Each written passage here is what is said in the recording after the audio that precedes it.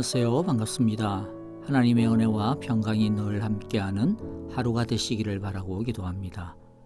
우리 마음을 모아 찬양을 드리겠습니다. 약할 때 강함 대신에 나의 보배가 되신 주, 우리 함께 찬양합니다.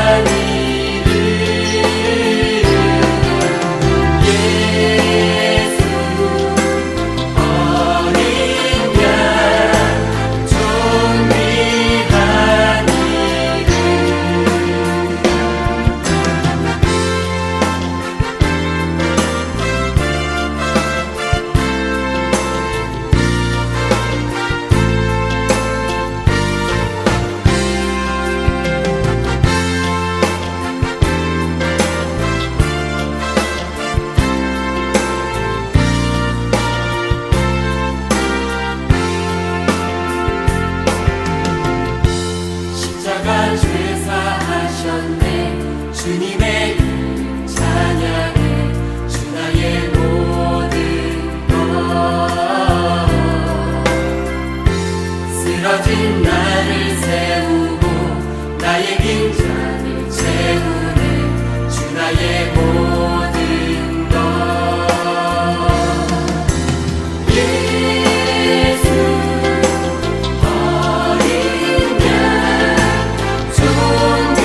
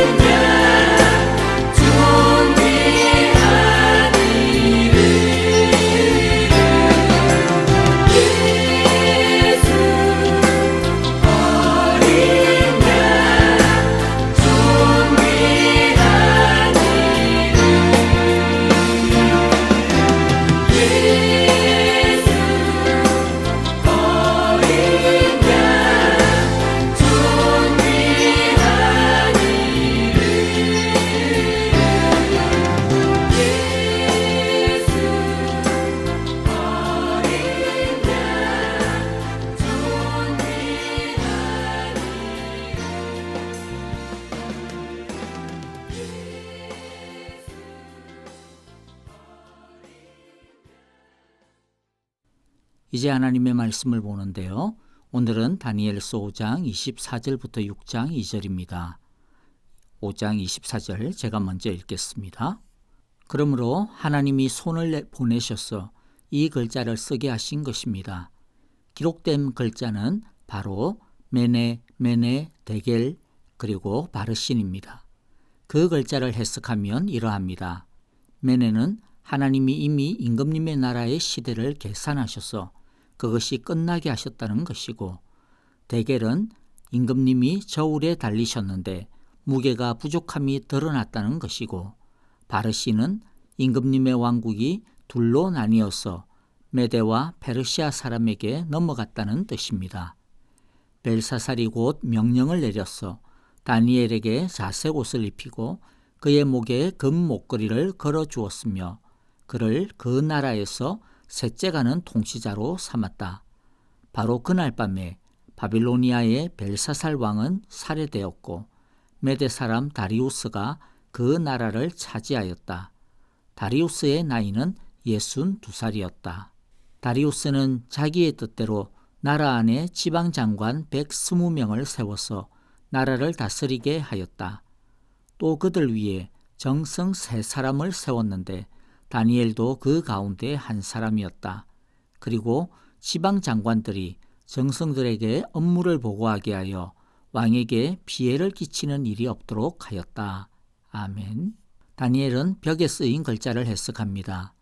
벽에 쓰인 글자는 하나님께서 바벨론을 위하여 쓰신 그림을 먼저 지적합니다. 그리고 그 글자는 메네 데겔 바르신이라고 적힌 글자였습니다. 그리고 그 뜻은 하나님이 왕을 저울로 재어보니 그 모자람이 커서 바벨론을 메대와 페르시아 사람에게 넘어가게 하셨다라는 뜻이었습니다. 이것은 하나님께서 이 세상을 공의로 다스리시고 심판하심을 분명하게 보여줍니다.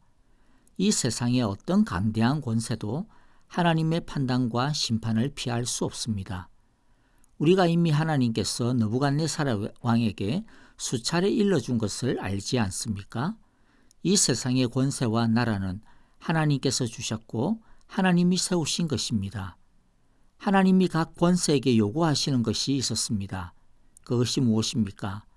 공의를 행하고 사람을 사랑하는 것, 가난한 사람에게 자비를 베푸는 것이었습니다. 이것은 비단 권세나 나라에게만 해당되는 것이 아니라 모든 인생에게 하나님께서 요구하시는 것입니다. 공의와 자비.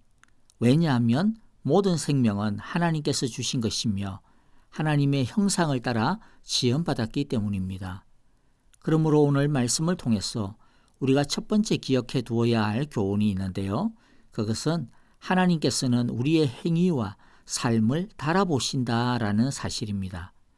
먼저 그러면 벨사살은 어떤 점이 그의 할아버지인 느부갓네살, 성경에는 아버지처럼 기록이 되어져 있는데 실제로는 할아버지입니다. 성경의 문화 속에서는 선조들을 그냥 아버지다 그렇게 표현하는 경우가 많기 때문입니다. 자, 어쨌든 그의 할아버지인 느부갓네살보다도 어떤 점이 형편이 없었던 것일까요? 우리가 어제 말씀을 통해서 다니엘이 벨사살을 향해 신랄하게 지적한 문제가 있었는데 그것은 그가 교만하다는 것이었습니다. 그런데 여기서 교만이란 어떤 의미가 있는 것인지 좀 디테일하게 살펴볼 필요가 있습니다. 우선 당시의 바벨론의 정세를 좀 이해할 필요가 있는데요. 이 당시 바벨론은 메대와 페르시아 연합군에 의해 포위 공격을 당하고 있었습니다. 그런데 비록 오랜 공격이 있었고 또 나라 곳곳에서 패배를 당하고 있었기는 하지만은 그로 인해서 분명 위기가 코앞에 닥쳐 있었지만 벨사살과 바벨론은 자신들이 함락당한다라고 하는 것을 인정하기 싫어했던 것 같습니다. 왜냐하면 바벨론 성이라고 하는 믿을 만한 구석이 있었기 때문입니다. 바벨론 성이 얼마나 대단하냐면 바벨론 성은 삼중의 성벽에 의해 보호를 받고 있었습니다. 성벽의 높이는 14m에 달했다고 하고요. 제일 안쪽 성벽은 말 4마리가 끄는 마차 2대가 서로 비껴서 지나갈 정도의 넓이였다고 하니까 얼마나 그 성벽이 두껍고 또 대단한 성이었음을 우리가 짐작할 수 있습니다. 거기에다가 바벨론 성은 유프라테스 강물을 3갈래로 끌어들여서 하나는 바벨론 성 가운데를 지나가게 하였고 그래서 충분한 식수를 확보할 수 있었고 2개의 물줄기로는 바벨론 성을 감싸도는 깊이 3m, 폭 약 100m나 되는 해자의 역할을 하게 했습니다. 그러니까 가히 난공불락이라고 할 만했습니다. 거기에다가 바벨론 성 안에는 그동안 정복 전쟁을 통해서 거둬들인 무수한 물자들이 비축이 되어 있었는데 어떤 사람의 평가에 따르면 20년을 포위당하여도 끄떡없을 정도였다라고 합니다. 벨사살은 자신들이 쌓아 올린 바벨론 성이라고 하는 위대함, 자신들이 비축해 놓은 부유함에 눈이 멀어 당면한 위험을 바로 볼 수가 없었습니다. 그런 정도의 위험은 위험이라고도 생각하지도 않았던 것이죠. 벨사살은 이 정도의 어려움은 자신들의 힘, 바벨론의 힘으로 능히 막아낼 수 있다. 또 자신들의 신의 힘으로 능히 막아낼 수 있다라고 자만하였습니다. 그래서 자신들의 힘을 과시하기 위해서 전쟁을 통해 이때까지 빼앗아왔던 신들의 물건을 꺼내놓고 그것으로 자신들의 신께 제물을 바치고 그것으로 술파티까지 벌였던 것입니다. 이것은 자신들의 힘을 과시하는 동시에 하나님을 우습게 여기고 모욕하는 처사였습니다. 오늘날 우리의 표현을 빌리자면 자아라는 성취감, 자신감이 교만의 실체입니다. 오늘날도 하나님이 여러 어려움을 통해서 인간의 허약함을 드러내시지만 사람들은 어떻게 반응합니까? 아유, 이까짓 것 정도야. 우리의 과학의 힘으로 얼마든지 해결할 수 있어. 인간의 집단 지성으로 얼마든지 극복할 수 있어. 우리들의 문화, 이때까지 쌓아올린 경제력으로 얼마든지 충분히 감당할 수 있어 라고 말합니다. 이런 시대에 하나님의 뜻을 말하고 하나님께 기도하자고 하면 콧방귀를 낍니다. 나약한 인간 취급을 합니다. 미신은 버리라고 말합니다. 오직 인간의 지혜와 힘을 믿으면 된다라고 말합니다. 이처럼 어려움 앞에서도 겸손하게 하나님을 찾지 않는 것, 하나님을 인정하지 않는 것이 교만입니다. 자신이 쌓아올린 것을 의지하는 이것이 현대판 벨사살의 교만인 것입니다. 또 하나 하나님의 저울에 불합격한 것은요, 하나님의 경고를 무시한 것입니다. 벨사살은 다니엘의 해석을 듣고 다니엘에게 상을 내립니다. 이것은 그가 다니엘의 지적을 수긍했다라고 하는 뜻이겠죠. 하지만 그의 모습은 달라진 것이 없습니다. 그저 무서워서 벌벌 떨 뿐이었습니다. 하나님의 말씀을 듣고도 그는 그 말씀을 자신의 말씀으로 받아들이지 않았습니다. 아, 좋은 해석이구나. 일리가 있네. 좋은 이야기다. 이렇게 하는 것으로 끝을 내버렸습니다. 하나님께서 말씀을 주시는 이유가 무엇입니까? 옳다구나 고개를 끄덕이고 감탄하라고 주시는 것이 아닙니다. 머리로 받아들이라고 주시는 것이 아닙니다. 감정적으로 느끼라고 주시는 것이 아닙니다. 말씀을 듣고 회개하고 하나님의 은혜 속으로 들어오라고 주시는 것입니다. 예전에 느부갓네살 왕은 다니엘의 해석을 듣고서 하나님을 완전히 믿지는 않지만은 그래도 적어도 하나님을 인정하고 찬양하고 경배하기라도 했습니다. 그런데 벨사살은 그런 것조차도 없습니다. 하나님을 인정하기가 싫은 것이죠. 이것은 그가 얼마나 하나님에게서 멀리 떠나 있는지를 보여주는 증거입니다. 그가 얼마나 함량 미달인지를 보여주는 것입니다. 하나님은 말씀에 대한 우리의 태도와 믿음을 달아보신다는 것을 기억하시기 바랍니다. 듣는 척 하는 것인지, 진짜 듣고 순종하는 것인지, 인정하기만 하는 것인지, 아니면 인정할 뿐만 아니라 그 말씀에 전적으로 신뢰하고 의지하는지를 달아보십니다. 두 귀로 듣고 들은 것을 마음에 새기고 마음에 새긴 것으로 손과 발, 삶을 움직이는지, 아니면 한 귀로 듣고 한 귀로 흘러보내버리지는 않는지, 하나님은 속지 않으시고 우리의 진짜 모습을 저울에 달아보십니다.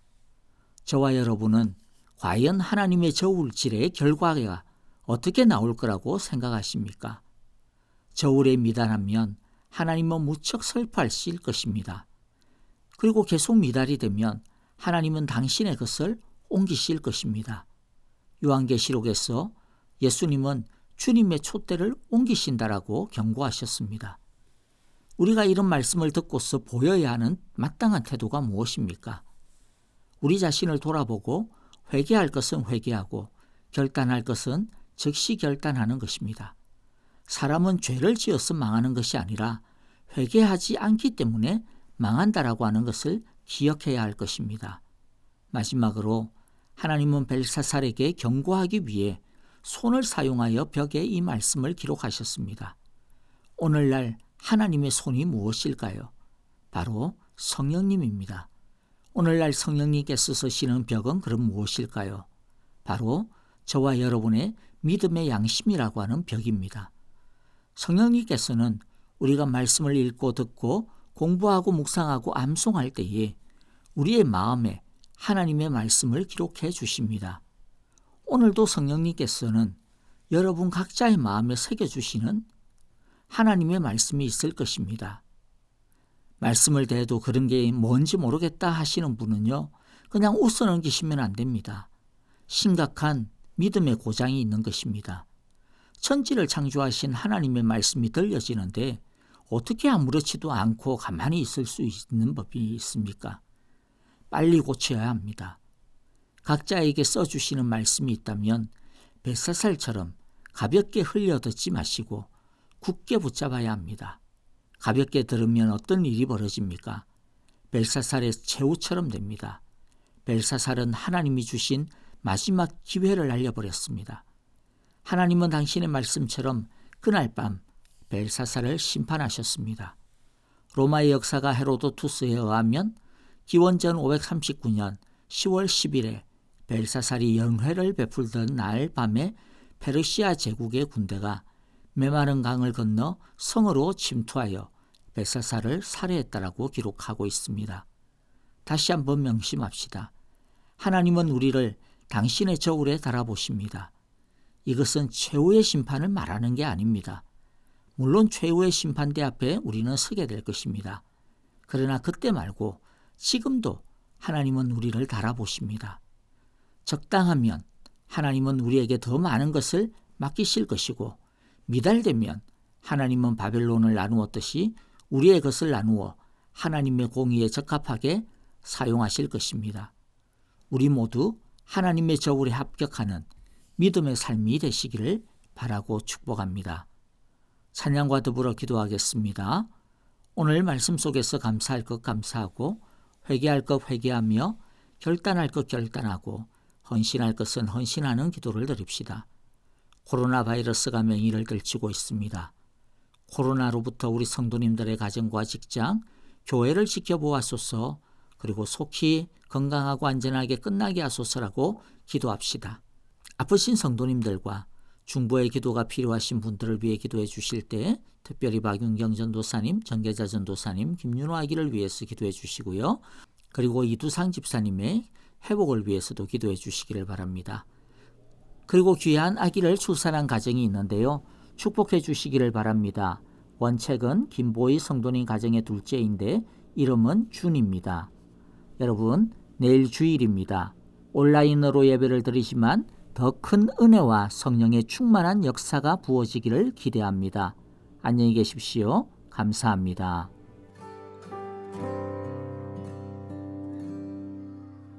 보혈을 지나 하나님 품으로 보혈을 지나 아버지 품으로 보혈을 지나 하나님 품으로 한 걸음씩 나아가 보혈을 지나 하나님 품으로 보혈을 지나